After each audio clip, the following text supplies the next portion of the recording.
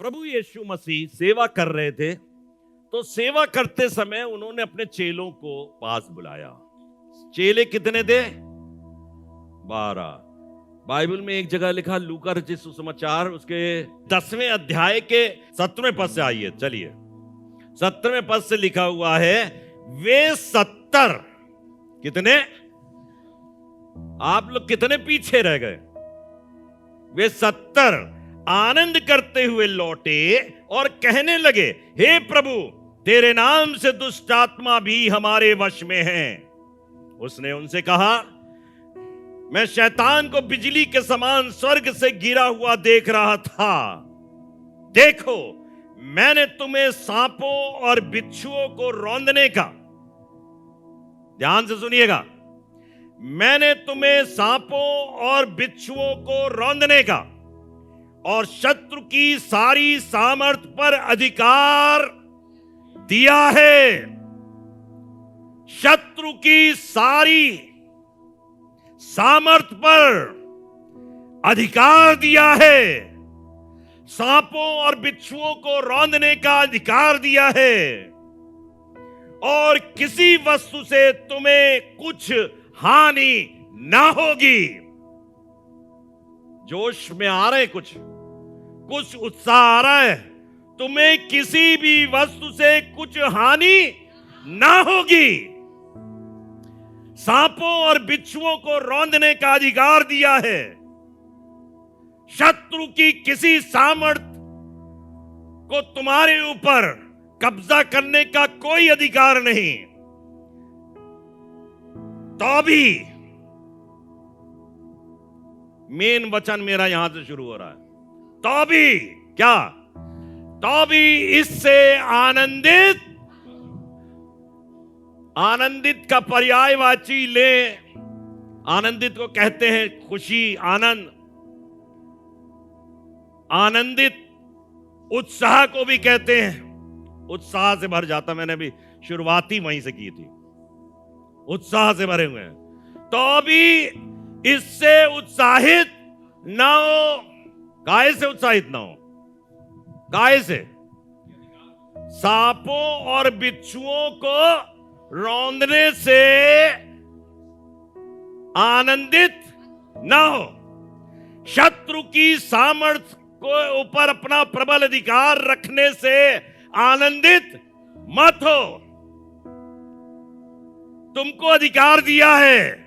लोग आजकल अधिकार के पीछे दौड़ रहे हैं। खुदा बाप मुझे अधिकार दे, खुदा बाप मुझे, मैं बहुत सालों से ये बात कह रहा था, खुदा बाप, होती हैं सारी चीजें हो रही हैं, लेकिन मैं चाहता हूं ऐसा हो जाए, ऐसा हो जाए, जो कह दे वो हो जाए। तो खुदा बाप ने पिछले हफ्ते मुझे समझाया, बेटा इससे आनंदित, काहे से आनंदित ना हो? हाथ रखा सर पे, वो चटाक से गिर पड़ा। हमने कहा बड़ा बढ़िया है, मजा आ गया हमारे हाथ रखने से। बताओ, है ये तमाम चीजें होती हैं। हमने हाथ रखा, बुखार दूर हो गया। हमने हाथ रखा तो किसी ने कहा कैंसर दूर हो गया। तो फिर हमने हाथ रखा, तो अक्सर ये वाली बातें तो हमारे जीवन में होती ना, पादरी लोग जीवन में। तो हमारे ये सब करने से हम बहुत आनंदित। ये उछलते कूदते 70 लोग आए यीशु मसीह के पास और कहने लगे कि अंधे देखते हैं, बहरे सुनते हैं, लंगड़े चलते हैं, कोढ़ी पाक साफ होते हैं, और यहां तक कि दुष्ट आत्माएं हमारी आज्ञा का, अरे बाप रे बाप, क्या नहीं हो रहा है? ये सब कुछ हो रहा, और खुदा बाप कह रहे हैं मैंने तुमको ये अधिकार दिया है, लेकिन तुम इस बात से उत्साहित ना हो, आनंदित ना हो, मगन ना हो, तुम कहीं बरगला ना दिए जाओ, तुम कहीं धोखे का शिकार ना हो जाओ। मैं बहुत बड़ी बात कहने जा रहा हूं। खुदा ने कलाम में लिखा है, और वो भी शमाउन टोने वाला, वो भी अपनी तिगड़म से, अपने जादू से बहुत कुछ आश्चर्य कर्म कर दिया करता था। एक औरत थी, जब पतरस राह से निकल रहा था तो उसने पलट कर देखा, क्योंकि वो हर बार उसे परमेश्वर के जन झिड़क कर कहा और दुष्ट आत्मा उसमें से निकल गई। तो फकी और फरीसी इस बात से नाराज हुए, लिखा है, क्योंकि वो उनके लिए इस कारण से कुछ कमाई कर देती थी, कमाई हो जाती थी। तो आजकल ये वाले काम करना कमाई का कारण बन गया है। और खुदा बाप कह रहा, अब बहुत होश में रह के सुनिएगा, कि ये वाले कामों से हमारे जीवन में अगर रूह पाक कार्य ना करे पूरी तौर से, तो हम बिगड़ जाएंगे, हम भटक जाएंगे। मैंने पिछले दिनों के अंदर, जब यहां पर बहुत भीड़ आया करती थी, बहुत भीड़, नीचे इबादत हुआ करती थी बाहर तक, और ज्यादातर तो इसी तरीके के लोग आते थे, तो मैंने खुदा बाप से कहा, क्या मैं ओझा हो जाऊं? लोग ये सोच के आ रहे हो, चलो पादरी साहब के पास चलो, तो लोग इबादत करने नहीं आ रहे हैं, लोग बाइबल सीखने नहीं आ रहे हैं, लोग दुआ करने, परस्तिश करने, यीशु को जानने नहीं आ रहे हैं। किस लिए आ रहे हैं? हम ठीक हो जाएं, हम ठीक हो जाएं, और जब ठीक हो गए तो चले गए, फिर नए आ गए। मैंने खुदा से कहा, खुदा बाप, इसके लिए तो तूने नहीं बुलाया ना मुझे तेरा कलाम चाहिए, मुझे तेरी सच्चाई चाहिए, मुझे वो कारण बताइए किस लिए आपने मुझे बुलाया है, किस लिए मैं सेवा कर रहा हूं। सन 2007 के अंदर जब मैंने नौकरी छोड़ी, तो मैंने कहा, खुदा बाप, मैं तेरी खिदमत करूंगा, तेरे लिए आत्माओं को जीतूंगा, उभारूंगा लोगों को, ताकि वो पासबान बने, खादिम बने, खादिमाएं बने, तेरे सेवक बने। ये दुष्ट आत्मा से ग्रसित आदमी अभी ठीक हो जाता, फिर भाग जाता है।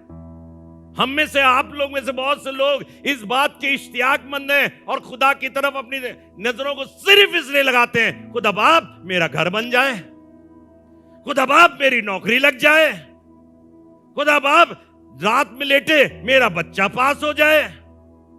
मैं ये नहीं कह रहा ये बुरी बात है, लेकिन क्या आपका सिर्फ यही मकसद है? क्या आपकी दुनिया की आवश्यकताओं की पूर्ति खुदा बाप करे आके? अरे खुदा बाप तो तुमसे खुद कह रहा है, मैंने तुमको सामर्थशाली बनाया है, तुम सांप और बिच्छुओं के सर को रौंदोगे, तुम उसका बरबरा तमाशा बनाओगे। लेकिन क्या तुम इसी बात के लिए दौड़ रहे हो, इसी बात के लिए उत्साहित हो रहे हो?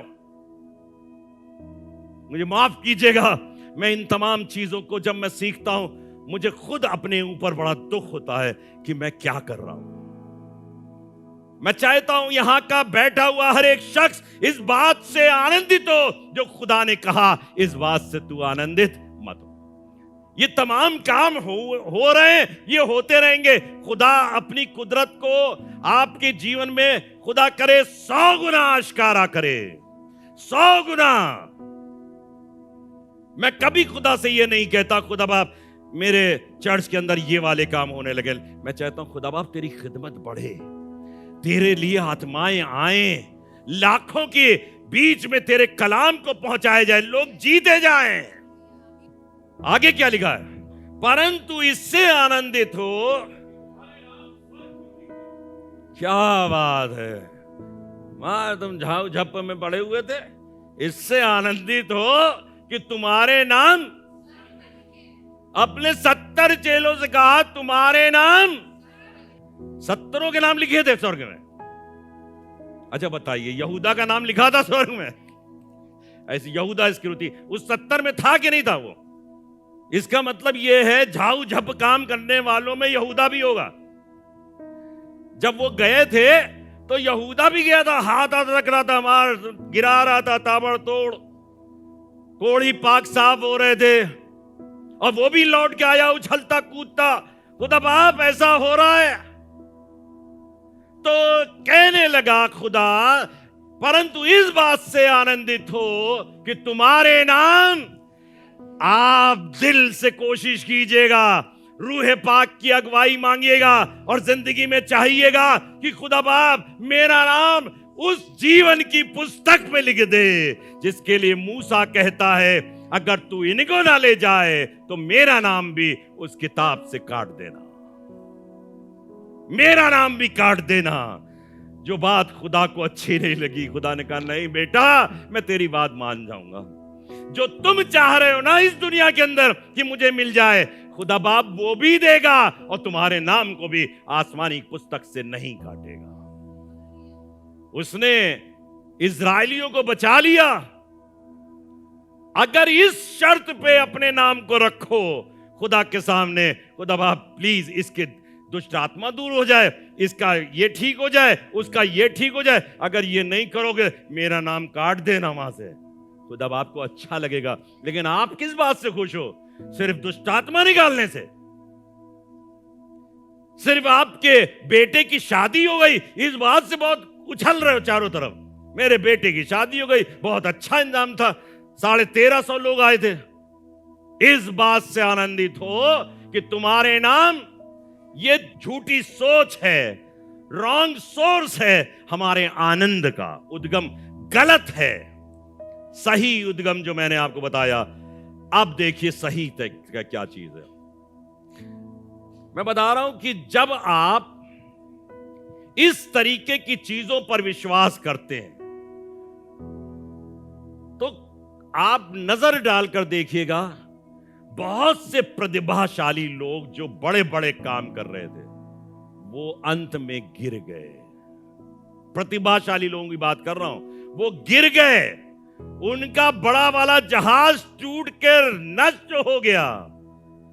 लेकिन आवश्यकता यह है कि हम पवित्र आत्मा की अगुवाई में चले। इसके आगे लिखा है खुदा के कलाम में,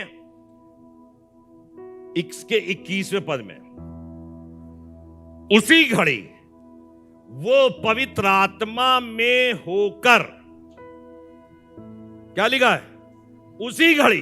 किस घड़ी? जब वो चेलों से बातचीत कर रहा था, जब 70 लोग इस बात की कहानी बता रहे थे, ऐसा होता है, ऐसा होता है, ऐसा हो रहा है, तब लिखा है उसी घड़ी। किस घड़ी? कहिए उसी घड़ी। उसी घड़ी जब आप इस समय निराश हो गए, मान लीजिए अरे बताओ सब चौपट कर दिया, मैं तो इसी के लिए दुआ कर रहा था कल तक, तो उसी घड़ी लिखा है, उसी घड़ी वो पवित्र आत्मा में होकर कौन भर गया? यीशु मसीह। वो आनंद से भर गया क्योंकि वो चेलों के समान नहीं था, वो हमारे और आपके समान नहीं था, वो भौतिक वस्तुओं पर दृष्टि नहीं लगाता था। उसी घड़ी वो आनंद से भर गया और कहा, क्या कहा?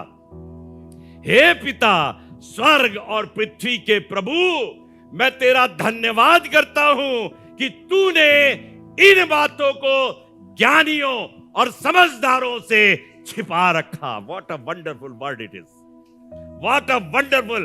पता नहीं आप कितना समझे इसे, इस भेद की बात को जिसमें दुनिया मुब्तला है, जिस आकर्षण में दुनिया खो रही है, इस बात को तूने ज्ञानियों से और समझदार, बड़े समझदार हैं हम लोग ना, समझदार है ना, उसी घड़ी वो पवित्र आत्मा होकर आनंद से भर गया और कहा, हे पिता, स्वर्ग और पृथ्वी के प्रभु, मैं तेरा धन्यवाद करता हूं कि तूने इन बातों को ज्ञानी और समझदारों से छिपा रखा।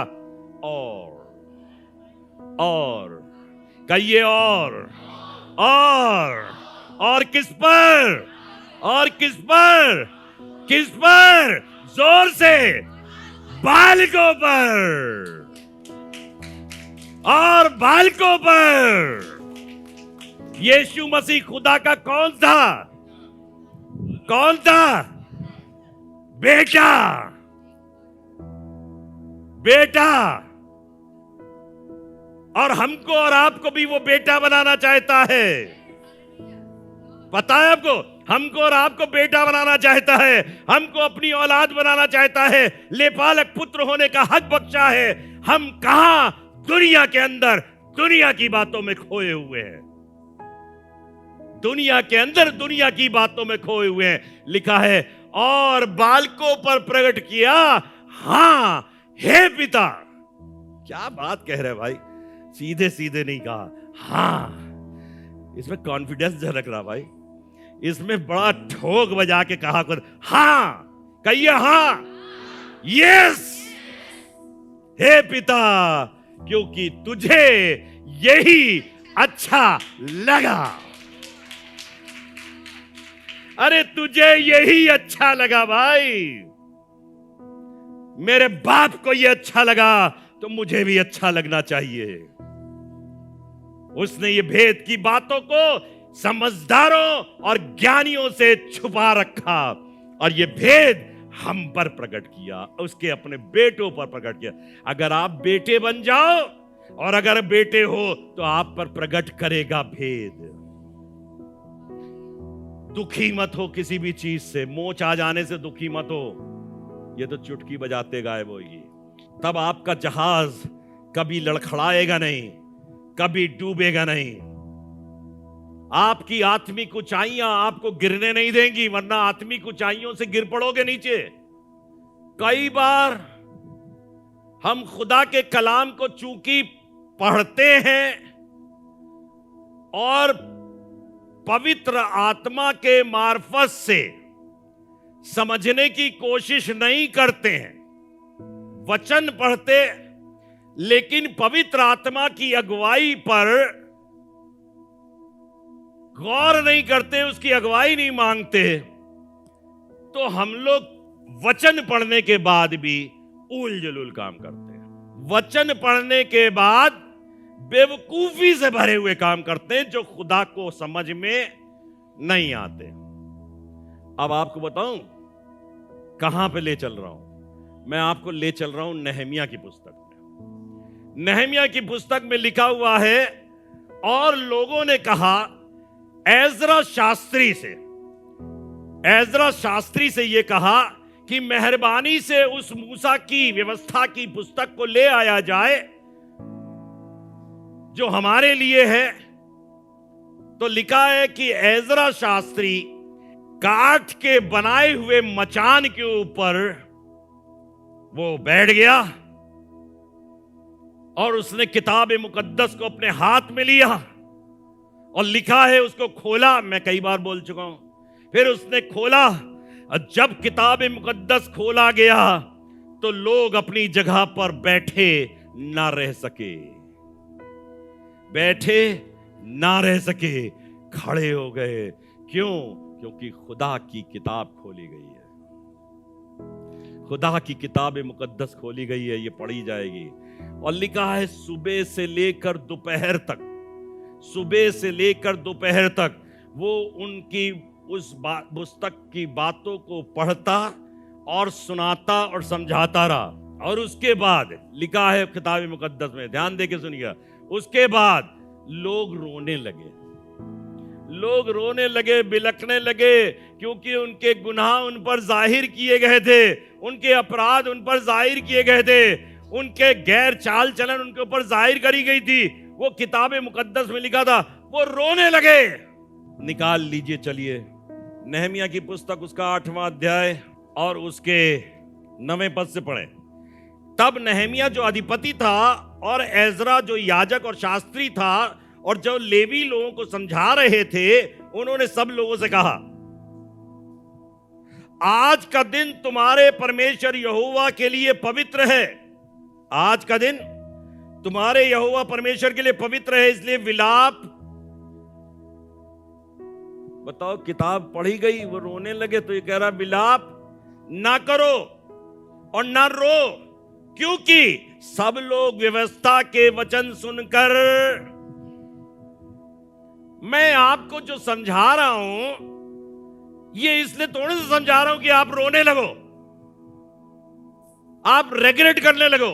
हां, रेग्रेट करो, लेकिन परमेश्वर के वचन के अनुसार चलने का फैसला लो कि हम खुदा बाप अभी तक गलती कर रहे थे, अब गलती नहीं करेंगे, अब उसके अनुसार चलेंगे। समझ में आ रहा है?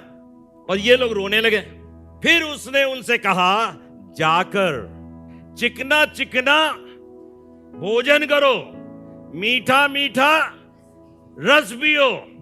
चिकना चिकना मटन खाओ और मीठा मीठा रस पियो। और जिनके लिए, ये पता नहीं किसके लिए लिखा है, और जिनके लिए कुछ तैयार नहीं हुआ उनके पास भेजो। बोलो भेजो, कहिए भेजो, भेजो।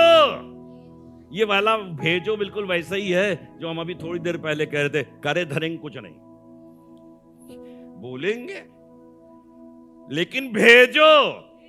जब प्रैक्टिकल करोगे तब समझ में आएगा। उनके लिए क्या लिखा? भेजो, क्योंकि आज का दिन हमारे प्रभु के लिए पवित्र है। और उदास मत रहो, क्योंकि यहोवा का आनंद तुम्हारा दृढ़ गढ़ है। क्योंकि यहोवा का आनंद तुम्हारा दृढ़ गढ़ है। अरे गढ़ है। यहोवा का आनंद जब हमारे जीवन में होगा तो हम एक गढ़ में होंगे, किले के अंदर होंगे, हम सुरक्षित होंगे। अब कोई भी कुछ नहीं कर सकता। भजन संहिता 66 अध्याय 1 पद देखिए मैं क्या कह रहा हूं, पढ़िए। हे सारी पृथ्वी के लोगों, हे सारी पृथ्वी के लोगों, क्या करो? परमेश्वर के लिए जय जयकार करो। कर सकते हैं जय जयकार? खड़े होइए, खड़े होइए अपनी जगह पर, जय जयकार करो। परमेश्वर के लिए जय जयकार करो, हाथ उठाओ, तालियां बजाओ, जय जयकार करो। Praise the Lord, hallelujah, thank you Jesus. तूने अद्भुत काम किया है, अद्भुत काम किया है। परमेश्वर तेरे कार्य महान है, परमेश्वर तू अद्भुत है, तूने हमारे लिए अद्भुत काम किया है। हे सारी, हे सारी, हे सारी, कहिए हे सारी। आप हैं सारी में, सारी में है। हे सारी पृथ्वी के लोगों, परमेश्वर के लिए जय जयकार करो। कुलुस्सियों उसका 1 अध्याय 11वें पद में लिखा है, उसकी महिमा की शक्ति के अनुसार, ध्यान देके सुनिएगा, खड़े रहिए। तू जो, और उसकी महिमा की शक्ति के अनुसार सब प्रकार की सामर्थ्य से, सब प्रकार की सामर्थ्य से, उसकी महिमा की शक्ति के अनुसार सब प्रकार की सामर्थ्य से बलवंत होते जाओ, बलवंत होते जाओ, बलवंत होते जाओ। यहां तक कि आनंद के साथ हर प्रकार से धीरज और सहनशीलता दिखा सको। जब खुदा तुम्हारी जिंदगी में काम करे तो ऐंठ मत जाओ। जब खुदा जिंदगी के अंदर काम करने लगे तो बिगड़ ना जाए तुम्हारे हालात, तब कैसे रहो? धीरज और सहनशीलता। अब और बर्दाश्त करेंगे और धीरज रखेंगे। व्यवस्था विवरण की पुस्तक उसका 28वां अध्याय 47, 48, 52 पद यहां लिखा है, देखिए ध्यान देके सुनिएगा। तू जो सब पदार्थ की बहुतायत होने पर भी आनंद और प्रसन्नता के साथ अपने परमेश्वर यहोवा की सेवा नहीं करेगा। कहिए मेरे पास है बहुतायत, कह सकते हैं बहुतायत है।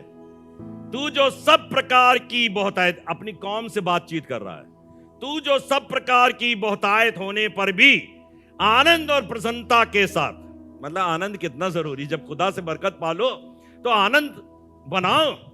अरे पर भी रो रहे हो, फिर भी विलाप कर रहे हो, फिर भी आंसू बहा रहे हो, ये नहीं मिला, एक चीज ये नहीं मिली। हमारे मकान में सारी ईंटें लगी, एक ईंट नहीं लगी इधर कोने में। लिखा है तू जो सब प्रकार की बहुतायत होने पर भी आनंद और प्रसन्नता के साथ अपने परमेश्वर यहोवा की सेवा नहीं करेगा। इस कारण बड़ी अफसोसनाक बातें लिखी हैं। इस कारण तुझको भूखा, प्यासा, नंगा और सब पदार्थों से रहित होकर, भूखा, प्यासा, नंगा और सब पदार्थों से रहित होकर अपने उन शत्रुओं की सेवा करनी पड़ेगी जिन्हें यहोवा तेरे विरुद्ध भेजेगा, जब तक तू नष्ट ना हो जाए तब तक वो तेरी गर्दन पर लोहे का जुआ डाल रखेगा। खतरनाक बात है। सब चीजें होने के बाद इसे कहते हैं एहसान फरामोश, इसे कहते हैं नाशुक्रगुजार, कि हम धन्यवादिता है ही नहीं हमारे पास। अरे सब कुछ तो दिया खुदा बाप ने, इसके बाद भी अगर तू शुक्रगुजार ना होगा तो बड़ी खतरनाक बात है। भूखा, प्यासा, नंगा कौन घूमना चाहता भाई बताओ? और चलो भूखा, प्यासा, नंगा हो तो ठीक, फिर कह रहा है उनको अपने शत्रुओं की सेवा करनी पड़ेगी, शत्रुओं की सेवा करनी पड़ेगी। 28 अध्याय के 52वें पद में लिखा है, और वे तेरे परमेश्वर यहोवा के दिए हुए सारे देश के सब फाटकों के भीतर तुझे घेर रखेंगे, और वे तेरे सब फाटकों के भीतर तुझे उस समय तक घेरेंगे जब तक तेरे सारे देश में तेरी ऊंची ऊंची और दृढ़ शहर पनाहें जिन पर तू भरोसा करेगा गिर ना जाए। बस यहीं खत्म कर रहा हूं।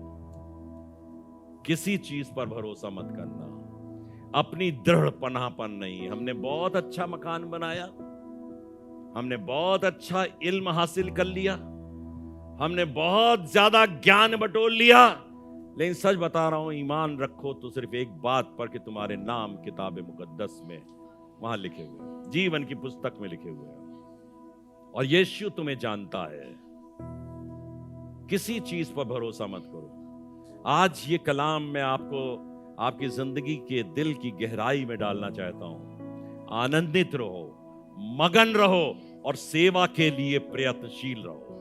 प्रयत्नशील, हम सेवा करेंगे, हम खुदा बाप तेरे नाम को ऊंचा करेंगे। खुदा बाप दुनिया उलट पुलट हो जाए। आपको बताऊं, खुदा के कलाम में इतनी खूबसूरत बात प्रेरितों के काम में लिखी हुई है।